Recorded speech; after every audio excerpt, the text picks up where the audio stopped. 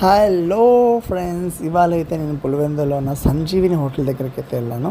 ఎందుకు ఇది ఇక్కడికి వస్తున్నాము, ఇది ఎగ్జాక్ట్లీ ఎక్కడ ఉందంటే రాణితో పక్కన లోనికి వెళ్తే ఉంటుంది. ఎందుకు ఇక్కడ వస్తున్నాము టౌన్లో ఉన్న హోటల్స్ అన్నీ అంటే ఇక్కడ మనకి హెల్తీ టిఫిన్ ఉంటుంది. హెల్తీ ఫుడ్ అంటే తెలుసు కదా, మిల్లెట్స్తో వాళ్ళు దోశలు కానీ పూరీలు వడలు అన్నీ చేస్తారు.